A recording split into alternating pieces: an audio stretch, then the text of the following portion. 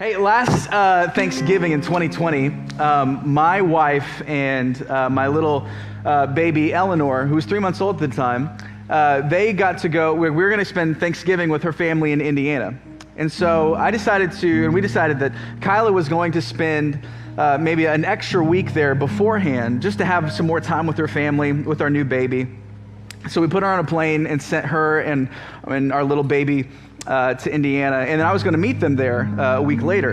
But a couple days before, I was supposed to get on a plane and head to go be with them for our first Thanksgiving together as a family of three. Her family came down with COVID. And then eventually, Kyla came down with COVID. And then our 3-month-old baby came down with COVID. And it was the worst. And so they had to quarantine for 2 weeks. And that also meant that I could not be with my wife and my new baby in this first holiday season that we're going to spend together as a family of three. And it was really sad and disappointing. And all I could do was FaceTime them and watch their agony from a phone screen. And I could communicate with them, but I just so badly wanted to be with them. But there is good news. I'm just like Michael Scott from The Office. I'm kind of a whiz at Photoshop. And so I was able to salvage a family photo of our first Thanksgiving, and I have it right here. So this is our first family photo as a family of three. Pay no attention to proportions or size. Also, don't look at her legs. Just don't look at her legs. I think that's an effect of COVID. We don't know. All in all, Kyla and the baby were gone for 3 weeks and 2 days. And why is this significant? Like, why am I telling you the story? And why, when I told you the story, was there kind of like a disappointment, you know? Why is it like that we feel that way? Even though I was able to communicate with them, you know, there was communication between Kyla and myself. I got to FaceTime them. I got to text them. I got to talk to them. But why is it that even though we had this technology to do this, that I still felt like I missed out on something with them? Why is it that you feel a loss whenever you're not able to be with the people that you love? Why is it that you feel like you maybe get like this anxiety or like this a little bit anger of like when you miss out on like being with that person that you haven't seen in a long time, or a family member you haven't been with in a long time? You know, I believe that these emotions and desires that we all have actually illustrate something to us about our hardwiring. And we are a people who are in just deep longing for embodied presence. We are people who have like this deep longing to be with and around people that we love and care for. And COVID has been this great like sociological test that everybody has been in. Do you remember the first COVID elbow bump that you gave at church? Do you remember the first time someone stopped short of you and instead of like embracing you or dapping you up or whatever it is, they waved at you from a distance? Do you remember how weird that felt? Even my introverted friends have told me how weird this is for them. And some of them may have liked it for a second, but then they're like, I can't wait to see people. Even my non-hugger people are like, I would love a hug. I would love to give people a hug right now. And in this very long season of Zoom meetings and socially distanced and remotely working and people, you know, just not in our vicinity like they used to be,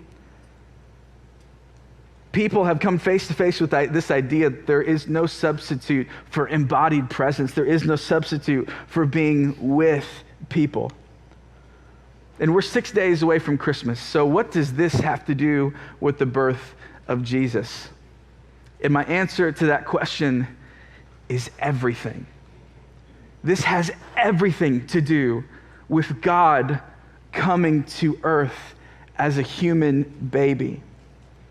And today we're going to read about the Christmas story in the book of Matthew chapter 1. So if you have your Bible, turn to Matthew chapter 1. We're going to start in verse 18. And it says this in Matthew 1:18. It says, "Now the birth of Jesus Christ took place in this way. When his mother Mary had been betrothed to Joseph, before they came together, she was found to be with child from the Holy Spirit. And her husband Joseph, being a just man, was unwilling to put her to shame. And so he resolved to divorce her quietly. In verse 18, it says that Mary was betrothed to Joseph. And a Jewish betrothal was very different than our modern day engagements today. You see, you can be engaged and then decide to break off the engagement with no legal responsibilities or anything like that. The legal power of a union like that comes from our marriage today, but that was not so in ancient and Jewish culture. The betrothal was as if you were getting married, just not yet. It had all the legal bindings of a marriage. It had all, and you had all of the responsibility of the marriage, yet none of the privilege of marriage. Meaning that people who are betrothed do not sleep together yet. They do not do those things. And so, so the only way that you could break off a betrothal in the ancient Jewish world was to issue papers of divorce. It was a big deal. This is not like the friends that you may have who were engaged for a little bit and then got cold feet and broke it off. This is like a public stain on you. So this is what Joseph was experiencing. Can you imagine being Joseph right now, where you're betrothed, like this woman that you love, you feel so betrayed that she has gone off and she is pregnant, and she's giving me a weird explanation as to why she is pregnant. And Joseph, he decides that he's going to put her away quietly. And it says that Joseph in verse 19, that he was a just man. And because in Jewish law, technically you had the ability, if you were a betrothed person, if you were a married person, if your wife, if she cheated on you, you had the technical right to stone her to death. But Joseph, you can see in verse 19, he was a just man. He was a good man. And you can tell that he so loved Mary that even in the midst of just this betrayal and this emotion of like, my world is flipped upside down now, Joseph is such a good man that he is resolved to protect this woman that he loves, that he feels so betrayed by. And instead of making a big deal about this, he decides to put her away quietly. And so Joseph divorces her. I'm just kidding, he doesn't do that. And the thing is, you probably know that to be true because you've seen a nativity scene probably. And you know that Joseph is standing right there next to Mary and the baby. So how did we get from the betrayal and like the what in the world is going on to him in the nativity scene that we've been celebrating for 2,000 years? What would it take for Joseph to decide I'm going to go through with this marriage that says you're pregnant with God's baby? That doesn't make sense to me. What would it take? What would it take for you to change your mind from going from I'm going to totally divorce this woman who's probably crazy to okay, I'm going with it and I'm gonna be there? And this is what happens, and the reason that it would take for you to do this is what is found in verse 20. And it says this: as Joseph considered these things, as he was considering to divorce her, behold, an angel of the Lord appeared to him in a dream, saying, Joseph, son of David, do not fear to take Mary as your wife, for that which is conceived in her is from the Holy Spirit. And she will bear a son, Joseph, and you shall call his name Jesus, for he will save his people from their sins. And then Matthew says and remembers, and he writes down, he goes, all this took place. And he remembers back to the prophets of old, 700 years before in Isaiah, where he says, all this took place to fulfill what the Lord had spoken by the prophet. And he quotes him and he says, behold, the virgin shall conceive and bear a son. This was not, this was prophesied before, one of the 300 prophecies of Jesus. Behold, a virgin shall conceive and bear a son, and they shall call his name Immanuel. And he says, which means God with us. And when Joseph woke from the sleep, he did as the angel of the Lord commanded. He took his wife, but knew her not until she had given birth to a son. And he called his name Jesus. What did it take for Joseph to get on board with what was going on? It took an encounter with an angel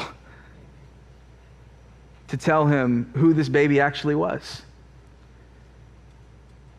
He told him who this baby was actually going to do and what he was here for. And today, I want to focus on the two names that Matthew ascribes to Jesus in this story. Two names, Immanuel and Jesus. You know, Immanuel is originally a Hebrew word, but Matthew is writing in Greek. And so Matthew wants to make sure everybody understands this word that he's about to say. And so he writes it in Greek, but he translates it so everybody in the audience knows exactly what he's talking about. He's saying that this baby that is to be born from this virgin, that is your betrothed, is actually God with us. He's God with us. And I have 3 points for you today. 3 things that you need to know about this baby that was born in Bethlehem 2,000 years ago. And my hope for today is that you don't just hear about this again. My hope today is that you actually experience who this baby turned out to be and who he actually is. And my first point of who this baby actually is based on this first name, Immanuel, which is God with us. And my first point is that Jesus is God. Jesus is God. Why is it important that Jesus is God? Have you ever thought about that? You know, we long for leaders who have our best interests in mind to be in positions of authority to actually impact us, right? Like, that's why people put so much stock in politicians and politics, because a politician says, hey, I love this group of people, and I am going to be for this group of people, and this group of people is going to motivate everything that I do, and if this group of people will elect me, then I'm going to be put in a position of power and authority and a place so that I can impact these people. And listen, it's not enough to just have a love for a group of people. You know what I'm saying? Like, it's great that somebody loves you, but if they're not in a position of power and authority so that they can impact you, then it really makes not a lot of difference. And I think one of the ways that helps me understand this is that I have a dog, and my dog loves me. Like a ton. My dog Junie, she's awesome. Like, Junie, get this, she waits at the door for me to come in. And when I open the garage door and she sees, that she hears me coming, she's scratching at the door. She cannot wait. And as soon as I get in, she jumps on me. She's so excited. And I'm saying that it's a loving thing and not a poor parenting thing on my part, that I didn't teach her not how to jump on people. But that's the whole idea. And Junie will walk around with me. If I pace around the house, she'll walk around and pace with me. She loves me so much. But listen, if when I go home for the holidays and I'm in the LAX airport and I go to the American Airlines first class lounge and I walk over to them and I say, hey, I'm going to go ahead and hang out here because my dog Junie loves me. She said it's probably cool if I hang out here. They're going to look at me and be like, that makes no difference. She makes no difference to us in our operation here. But it would make a difference if the owner and operator and president of American Airlines said, hey, I know this guy Rob, I love this guy Rob, he can be here, that's fine. That would be okay, and I would be able to get in there. Why? Because this man not only is for me and likes me, but he has the power and authority to let me into the place that I want to be in and the place that I need to be in. And listen to this, everybody. Jesus, he loves you. And listen, Jesus is not just an ordinary person. He is not a great teacher. He is not just a morally great guy. Jesus is actually God. And God is the creator of the universe, and he holds everything together. He is so perfect and righteous and holy, and he loves you. This is a big deal. If Jesus was just a normal person, a great guy who we would look at and be like, that was a great dude, it would be fine that he loved us, but it wouldn't change very much about us right now. But the fact is that Jesus is God, and God loves you, and God is for you. And the implications are amazing. They're astounding. The God who is in control of everything, the God who is in control of all of the universe, he is for you. And he longs to be with you. And if God loves you, then you don't have to fear the future because he holds all the future together. If God loves you and is for you, then you can actually be secure and rest in his power for you. And listen to this, if Jesus is God, then there is no middle ground. You got to take a side. Either you believe his claim of divinity or you don't. C.S. Lewis said that there are really only three conclusions that you can come to about Jesus and the claims that he made about himself, the things that he actually did. He said that Jesus is either a liar, meaning that he knows he's not God, he's just a malicious person, and he's trying to trick people. He's either a liar or he's a lunatic, where he actually does believe he's God, like a person in a crazy asylum. You know, one of my buddies, their dad was a police officer. And they love to tell this story all the time. One day, he was like around this guy who was causing a lot of trouble. This guy was hopped up on drugs, and my friend's dad came up onto him and he was like, "Hey, what's your name, man?" He goes, "Jesus Christ." Boom! And punches my friend's dad right in the face. And so we always say, "Hey, remember that one time Jesus punched your dad in the face?" Listen, that guy is a lunatic. Like he believes he may be this thing, but we can all attest Jesus would not punch you in the face. So he's either a liar, he is a lunatic, or the third conclusion that C.S. Lewis comes to, the only logical thing that he can be if he's not one of those two things is that he has to be Lord.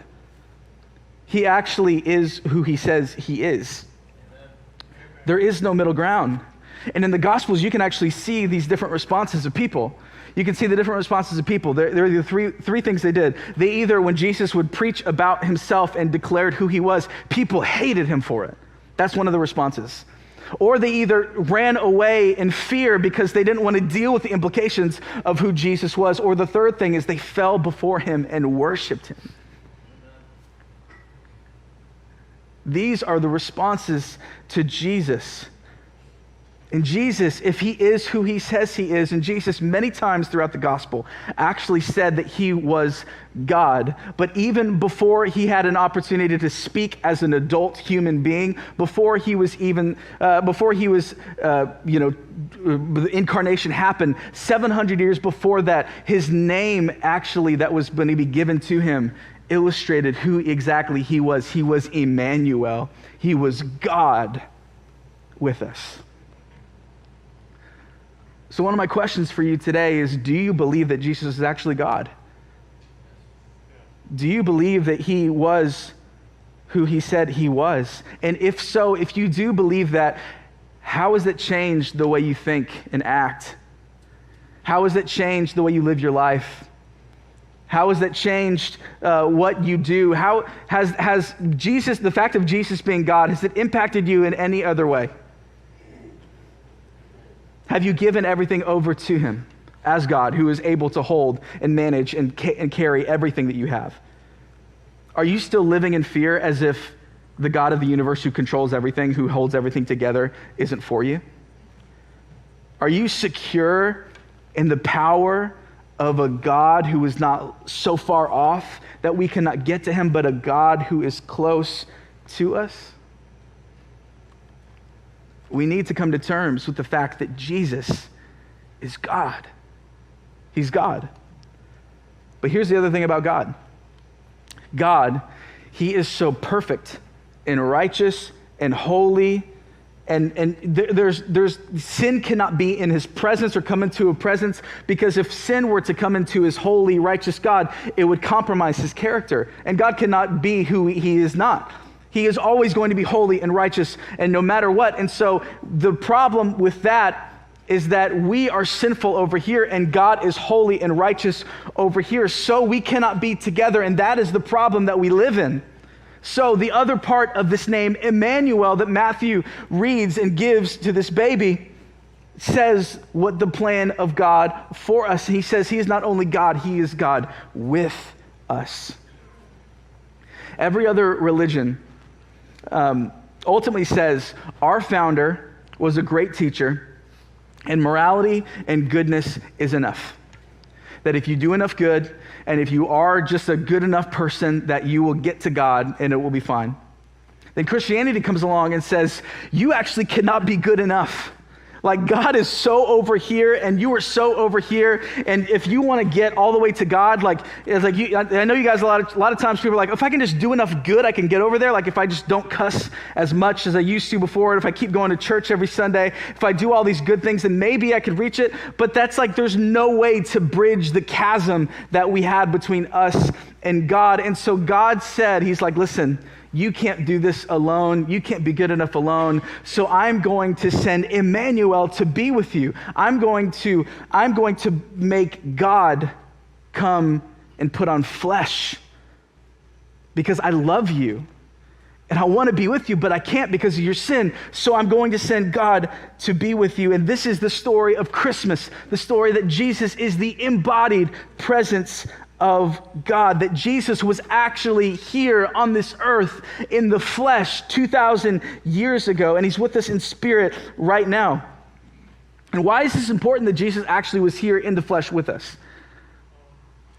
The reason why this is so important, and if you ever thought about this, Jesus, he not only fed the hungry, Jesus experienced hunger. Jesus not only healed the sick, he was susceptible to disease.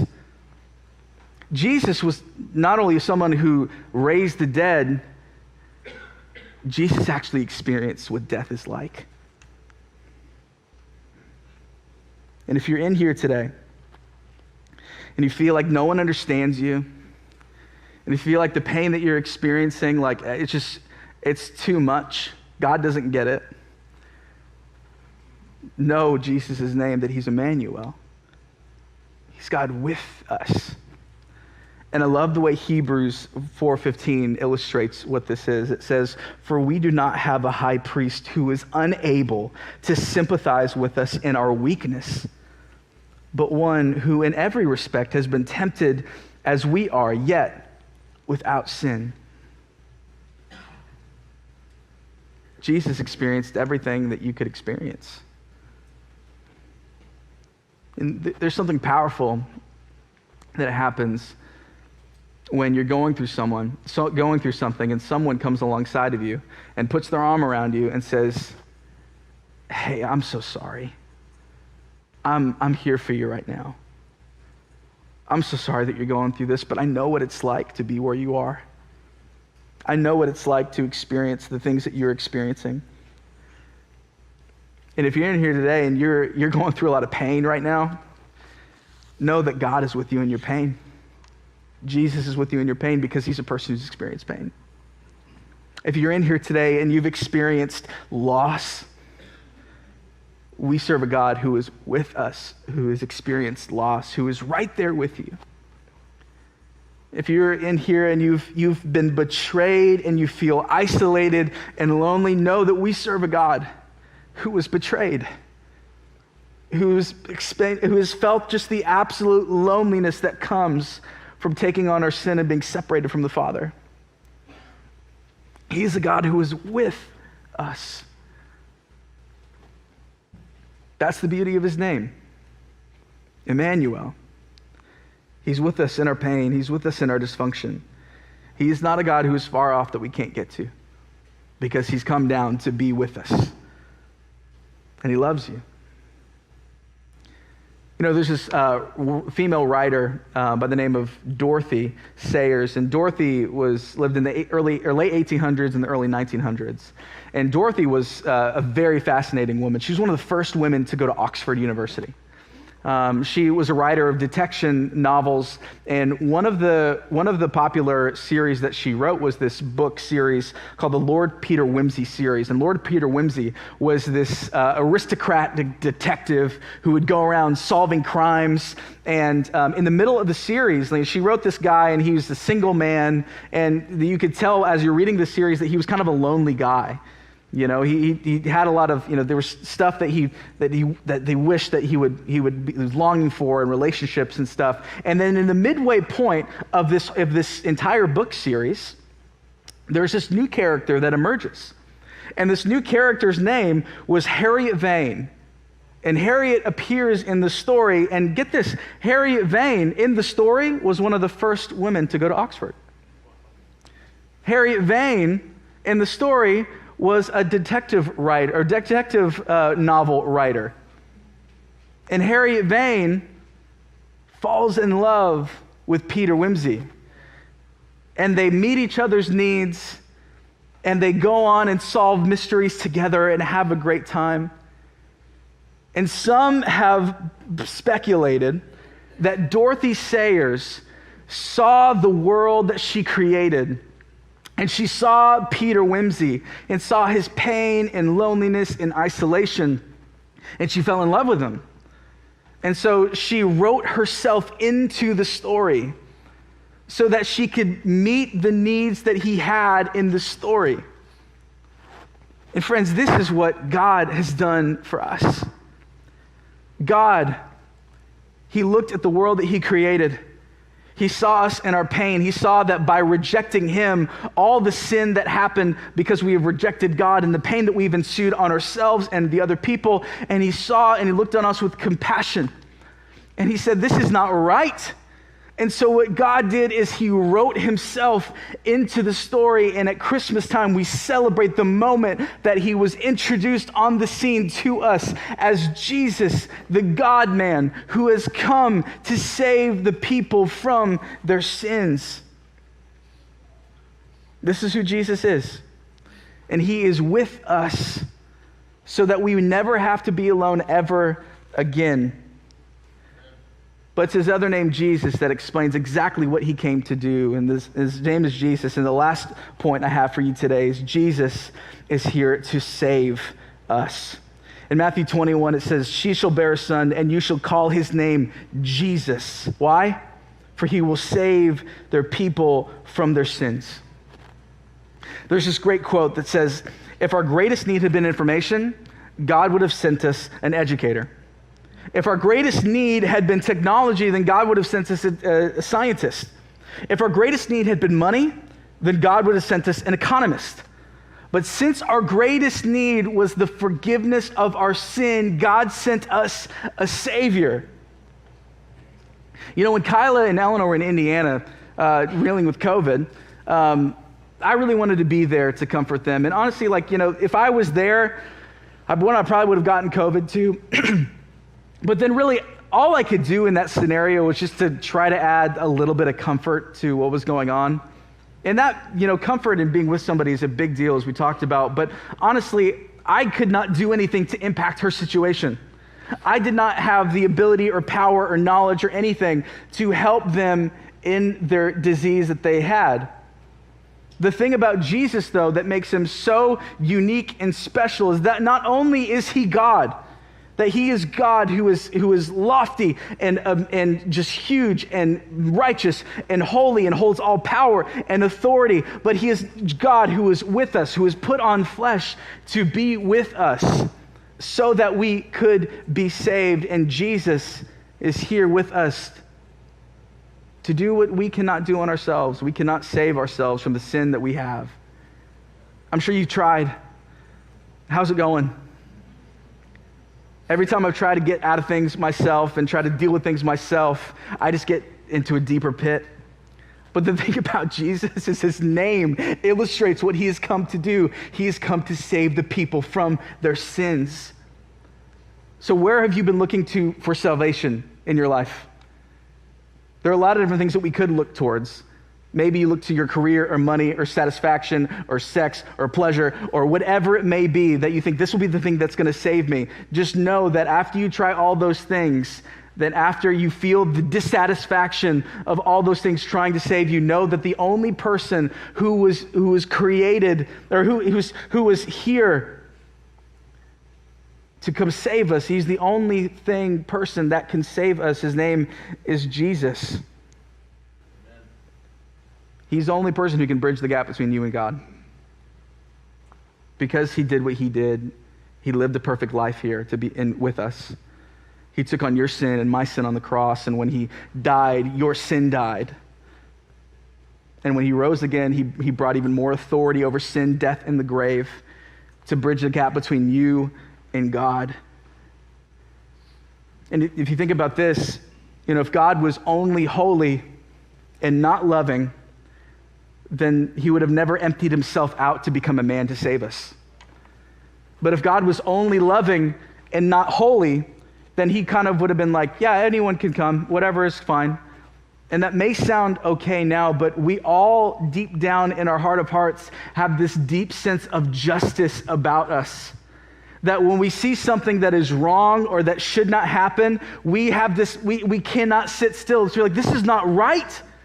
And I think our whole world and nation has experienced things that when we see something that is not right, we just can't handle it. This is not good. Someone has to pay for the sin that was committed. And that's what God does. And in the person of Jesus, he satisfies both the holiness of God and the lovingness of God. And this is what Jesus said. He comes in and he says, sin has to be paid for. But it has to be paid for in a way that I could still love and forgive my people. And only a God like that would have done what Jesus did, so that his holiness could satisfy the justice that is so from God, but so that at the same time we could be entered into the fold of God if only we accept him. His name will be Jesus, for he will save the people from their sins. Some people say, why can't God just snap his fingers and just eliminate sin from the entire world? And the truth is, God could snap his fingers and eliminate sin everywhere. But the problem, if he did that, is that you are sinful and I am sinful. We all have this stain of sin on us. And if he snapped his fingers and eliminated sin, he would eliminate all of us. So he did the only thing that could satisfy the justice and holiness and righteousness of God, but at the same time save the people that he loves. God made him who knew no sin to be sin for us, so that in him we might become the righteousness of God. Amen. This is who our God is. Because Jesus is God, we can be secure in our future, in his power. Because Jesus is with us, we never have to be alone ever again. And because Jesus is here to save us, we can be rescued.